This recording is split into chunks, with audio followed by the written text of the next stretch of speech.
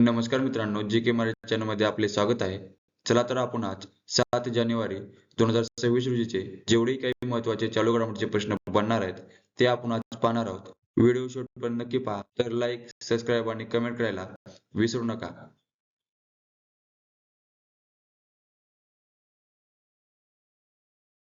प्रश्न पहिला. महाराष्ट्राचे नवीन पोलीस महासंचालक कोण बनले आहेत? उत्तर आहे ऑप्शन बी. सदानंद दाते हे महाराष्ट्राचे नवीन पोलीस महासंचालक बनले आहेत. तर यांनी पदभार हा 3 जानेवारी 2026 रोजी स्वीकारला. तर यापूर्वी रश्मी शुक्ला या पोलीस महासंचालक होत्या. तर सदानंद दाते हे 1990च्या बॅचचे भारतीय पोलीस सेवा महाराष्ट्र कॅडरचे अधिकारी होते. तर त्यांनी 1 एप्रिल 2024 ते 2 जानेवारी 2026 पर्यंत राष्ट्रीय तपास यंत्रणेचे महासंचालक म्हणून काम केले आहे. इतर महत्त्वाच्या नियुक्त्या पाहू. महाराष्ट्र राज्याचे नवीन पोलीस महासंचालक सदानंद दाते, ओडिशाच्या पहिल्या महिला मुख्य सचिव अनु गर्ग, मुख्य माहिती आयुक्त राजकुमार गोयल, परकीय व्यापार महासंचालक लव अग्रवाल, भारतीय अन्न महामंडळाचे अध्यक्ष रवींद्र कुमार अग्रवाल, भारताचे 26वे आरबीआय गव्हर्नर संजय मल्होत्रा, एअरटेल इंडियाचे एमडी आणि CEO Shashwat Sharma, Coal India लिमिटेडचे अध्यक्ष बी साईराम, रेल विकास निगम लिमिटेडचे अध्यक्ष Salim Ahmad, badminton world federation athlete कमिशनच्या अध्यक्षपदी P V Sindhu, press club of इंडियाच्या पहिल्या महिला अध्यक्षा संगीता बरुआ पिशर होते. प्रश्न दुसरा. कोणत्या कंपनीने संपूर्ण भारतात विवो वायफाय सेवा सुरू केली आहे? उत्तर आहे ऑप्शन ए. बीएसएनएल कंपनीने संपूर्ण भारतात विवो वायफाय सेवा सुरू केली आहे. तर बीएसएनएलने वर्षाच्या सुरुवातीला 1 जानेवारी 2026 पासून संपूर्ण भारतात विवो वायफाय सेवा ही सुरू केली आहे, ज्यामुळे नेटवर्क नसलेल्या ठिकाणीही वायफायच्या मदतीने कॉल करणे शक्य झाले आहे. तर बीएसएनएल बद्दल माहिती पाहू. फुल फॉर्म आहे भारत संचार निगम लिमिटेड. स्थापना झाली आहे 15 सप्टेंबर 2000. मुख्यालय नवी दिल्ली या ठिकाणी आहे. तर अध्यक्ष आणि व्यवस्थापकीय संचालक आहेत श्री ए. रॉबर्ट जे रवी. प्रश्न तिसरा. अभ्युदय मध्य प्रदेश ग्रोथ समिट कोठे आयोजित करण्यात आली होती? बरोबर मित्रांनो, ऑप्शन सी. ग्वालियर या ठिकाणी अभ्युदय मध्य प्रदेश समिट ही आयोजित करण्यात आली होती. तर यामध्ये इन्व्हेस्टमेंट टू एम्प्लॉयमेंट, अटल संकल्प उज्ज्वल मध्य प्रदेश या थीम खाली झालेल्या या समिटमध्ये गुंतवणूक, औद्योगिक विकास आणि रोजगार निर्मितीवर भर देण्यात आला. सुमारे 25,000 लाभार्थी आणि उद्योजक, गुंतवणूकदार सहभागी झाले होते. तर इतर काही महत्त्वाच्या समिट पाहू. G20 जोहान्सबर्ग शिखर परिषद जोहान्सबर्ग या ठिकाणी झाली. COP30 हवामान परिषद बेलेम ब्राझील या ठिकाणी. दुसरी जागतिक सामाजिक विकास शिखर परिषद दोहा कतार या ठिकाणी. आशिया पॅसिफिक आर्थिक सहकार्य दक्षिण कोरिया या ठिकाणी. WHO दुसरी जागतिक पारंपरिक औषध परिषद नवी दिल्ली या ठिकाणी. अर्थ समिट 2025 गांधीनगर गुजरात या ठिकाणी. डेटा सायन्स समिट 2025 हैदराबाद या ठिकाणी. आणि अभ्युदय मध्य प्रदेश ग्रोथ समिट ग्वालियर या ठिकाणी. प्रश्न चौथा. जल्लीकट्टू हा पारंपरिक बैल ताब्यात घेण्याचा खेळ प्रामुख्याने कोणत्या राज्यात साजरा केला जातो? उत्तर आहे ऑप्शन बी.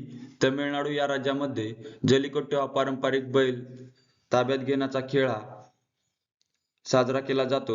तर तमिळनाडू सरकारने 2026 मधील पहिला जल्लीकट्टू कार्यक्रम 3 जानेवारी रोजी पदुकोट्टाई जिल्ह्यातील थांचाकुरिची गावात मान्यता दिली आहे. हा खेळ प्रामुख्याने तमिळनाडूत साजरा केला जातो आणि राज्याने ठरवलेल्या नियमांचे पालन करणे हे बंधनकारक आहे. प्रश्न पाचवा. डिसेंबर 2025 मध्ये भारतीय नौदलाने कोणती पाणबुडी निवृत्त केली आहे? उत्तर आहे option C. INS Sindhu Ghosh ही डिसेंबर 2025 मध्ये नौदलातून निवृत्त केली आहे.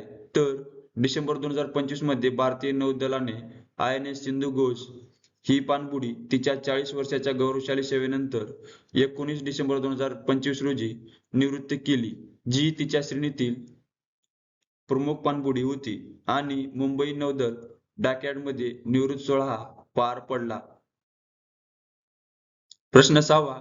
अलीकडेच आसाममधील गुवाहाटी येथे ज्योती विष्णू आंतरराष्ट्रीय कला केंद्राचे उद्घाटन कोणाच्या हस्ते झाले? उत्तर आहे ऑप्शन सी अमित शहा यांच्या हस्ते. आसाममधील गुवाहाटी येथे ज्योती विष्णू आंतरराष्ट्रीय कला केंद्राचे उद्घाटन हे झाले आहे. तर उद्घाटन 29 डिसेंबर 2025 रोजी झाले आणि स्थळ होते खानापारा, गुवाहाटी या ठिकाणी. तर वैशिष्ट्य होते हे कला केंद्र ईशान्य भारताचा सर्वात मोठा प्रेक्षक मानले जाते.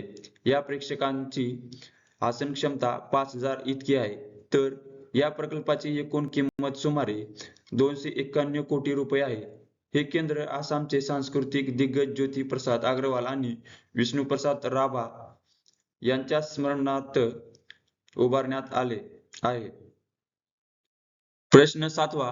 रंगोत्सव 2026 साहित्य आणि सांस्कृतिक महोत्सव नवी दिल्लीतील कोणत्या स्टेडियममध्ये आयोजित करण्यात आला होता? उत्तर आहे option A major Dhyanchand stadium या ठिकाणी आयोजित करण्यात आला होता. आयोजनाचा कालावधी 2 ते 4 जानेवारी 2026. आयोजक दिल्ली सरकारचा कला सांस्कृतिक विभाग आणि सुरुची प्रकाशन यांच्या संयुक्त विद्यमानाने हा कार्यक्रम पार पडला. विषय म्हणजेच थीम होती भारत अभ्युदय. वैशिष्ट्ये या तिन्ही दिवसीय महोत्सवात 100हून अधिक वक्ते सहभागी झाले होते आणि 40हून अधिक पुस्तकांचे प्रकाशन करण्यात आले आहे.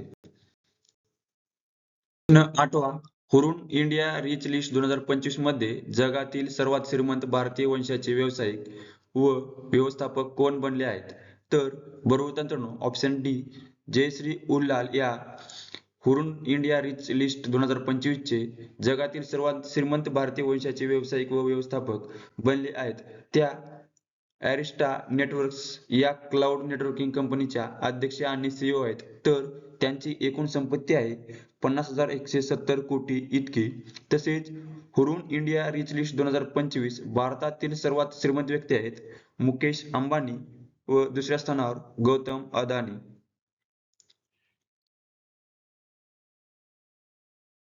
प्रश्न 9वा. भारत आणि कोणत्या देशादरम्यान वार्षिक संयुक्त नौदल सराव एकता 2 आयोजित करण्यात आला होता? बरोबर ऑप्शन बी मालदीव आणि भारत देशादरम्यान वार्षिक संयुक्त नौदल सराव हा एकता 2025 आयोजित करण्यात आला होता. स्वरूप वार्षिक द्विपक्षीय सागरी सराव आहे.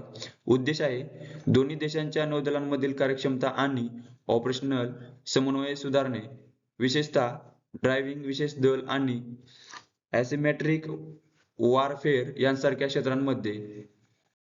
इतर काही भारताचे महत्त्वाचे आणि नियमित होणारे काही प्रमुख सराव पाहू. मलबार सराव अमेरिका, जपान आणि ऑस्ट्रेलिया वरून फ्रान्स या देशासोबत होतो. कोकण युनायटेड किंगडम या देशासोबत होतो. स्लिनेक्स श्रीलंका या देशासोबत होतो. सिम्बेक्स सिंगापूर या देशासोबत होतो. जाहेद तलवार संयुक्त अरब अमिरात या देशासोबत. समुद्र शक्ती इंडोनेशिया या देशासोबत. बोंगो सागर बांगलादेशासोबत. नसीम अल बहर ओमान या देशासोबत. जिमेक्स जपान या देशासोबत आणि रशिया देशासोबत सराव होतो. प्रश्न 10वा. पत्रकार दिन केव्हा साजरा केला जातो? उत्तर आहे ऑप्शन डी 6 जानेवारी रोजी पत्रकार दिन हा साजरा केला जातो. तर मराठी वृत्तपत्राचे जनक बाळशास्त्री जांभेकर यांनी 6 जानेवारी 1832 रोजी दर्पण हे पहिले मराठी वृत्तपत्र सुरू केले होते. त्यांच्या या योगदानाच्या स्मरणार्थ हा दिवस साजरा केला जातो. तर 2026 ची संकल्पना म्हणजेच थीम आहे डिजिटल युगातील जबाबदार पत्रकारिता आणि लोकशाहीचे रक्षण. तर जानेवारी महिन्यातील दिनविशेष पाहू. 1 जानेवारी जागतिक कुटुंब दिवस. 3 जानेवारी सावित्रीबाई फुले यांची जयंती. 4 जानेवारी जागतिक ब्रेल दिन. 6 जानेवारी पत्रकार दिन. 9 जानेवारी प्रवासी भारतीय दिवस. 10 जानेवारी जागतिक हिंदी दिन. 12 जानेवारी राष्ट्रीय युवा दिन. 15 जानेवारी भारतीय सेना दिवस तसेच राज्य क्रीडा दिन. 23 जानेवारी नेताजी सुभाषचंद्र बोस यांची जयंती, 24 जानेवारी राष्ट्रीय बालिका दिन, 26 जानेवारी भारतीय प्रजासत्ताक दिन, 28 जानेवारी जागतिक डेटा गोपनीयता दिन आणि 30 जानेवारी हुतात्मा दिन